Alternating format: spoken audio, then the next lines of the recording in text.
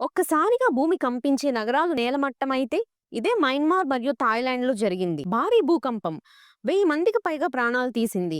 ఏం జరిగింది? ఎందుకు జరిగింది? భారతదేశం ఎలా స్పందించింది? ఈ వీడియో పూర్తిగా చూడండి. అసలు విషయం మిస్ అవ్వకండి. మార్చి 28 మధ్యాహ్నం 12:50 మయన్మార్ రాజధాని నేపిడా సమీపంలో 7.7 తీవ్రతతో భూకంపం సంభవించింది. ఈ భూకంపం కారణంగా 24 గంటల్లో 15 సార్లు భూమి కంపించింది. భూప్రకంపనలు థాయిలాండ్ వరకు వెళ్లి బ్యాంకాక్‌లో 33 అంతస్తుల భవనం కూలిపోయింది.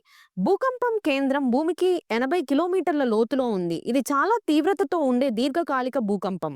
భూకంపం ప్రభావిత ప్రాంతాల్లో మొత్తం 1000 మందికి పైగా ప్రాణాలు కోల్పోయారు. 2000 మందికి పైగా గాయపడ్డారు. రోడ్లు చీలిపోయాయి, వంతెనలు కూలిపోయాయి. అనేక ఇళ్లల్లో ఉన్నవారు ఇంకా శిథిలాలలోనే చిక్కుకొని ఉన్నారు. మయన్మార్లోని మాండే, సంగైక్, బాగో వంటి ప్రధాన నగరాల్లో ఎక్కువగా నష్టం జరిగింది. థాయిలాండ్ లో కూడా భూకంప ప్రభావం తీవ్రంగా కనిపించింది. బ్యాంకాక్, చియాంగ్ మై వంటి నగరాల్లో భవనాలు తక్కువగా అయినా దెబ్బతిన్నాయి. భూమి లోపల టెక్టానిక్ ప్లేట్లు ఎప్పుడు కదులుతూ ఉంటాయి. మయన్మార్ సాంగైక్ ఫాల్ట్ లైన్ మీద ఉంది.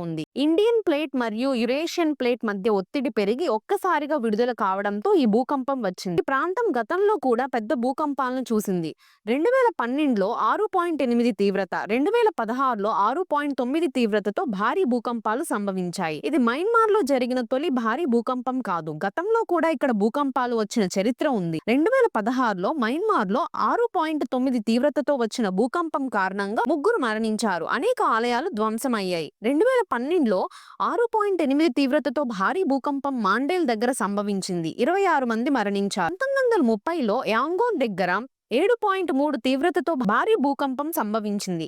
500 మందికి పైగా మరణించారు. ఈ ప్రాంతంలో తరచుగా భూకంపాలు రావడానికి కారణం టెక్టానిక్ ఫాల్ట్ లైన్స్ లోని కదలికలు. భారతదేశం వెంటనే స్పందించింది. ప్రధానమంత్రి మోదీ ఆపరేషన్ బ్రహ్మ ద్వారా మయన్మార్ సహాయం అందిస్తున్నారు. ఇండియన్ ఎయిర్ ఫోర్స్ 15 టన్నుల సహాయ సామాగ్రిని తరలించింది. ఎన్డీఆర్ఎఫ్ రెస్క్యూ టీం శిథిలాలలో చిక్కుకున్న వారిని రక్షిస్తుంది. భారత వైమానిక దళం ద్వారా బ్లాంకెట్లు, ఆహార సామాగ్రి, మెడికల్ కిట్లు పంపించబడ్డాయి. భారతదేశం మాత్రమే కాకుండా చైనా, రష్యా, అమెరికా, దక్షిణ కొరియా, WHO, రెడ్ క్రాస్ కూడా సహాయం అందిస్తున్నాయి. ఈ భూకంపం మళ్ళీ ఒక విషయమే స్పష్టం చేసింది. ప్రకృతి ఎంత శక్తివంతమో కానీ మానవత్వం అంతకన్నా బలంగా ఉంటుంది. ఇది కేవలం మయన్మార్ లేదా థాయిలాండ్ సమస్య కాదు. ఇది ఒక గ్లోబల్ ఇష్యూ. భూకంపాలకు సిద్ధంగా ఉండడం, అవగాహన పెంపొందించుకోవడం మనందరి బాధ్యత. ప్రపంచం ఈ విపత్తును ఎదుర్కోవడంలో ముందుకు వస్తుంది. సహాయ కార్యక్రమాలు కొనసాగుతున్నాయి. భారతదేశం కూడా తన వంతు బాధ్యతగా ముందుకు వచ్చింది. ఇటువంటి విపత్తుల గురించి మీ అభిప్రాయం ఏమిటి?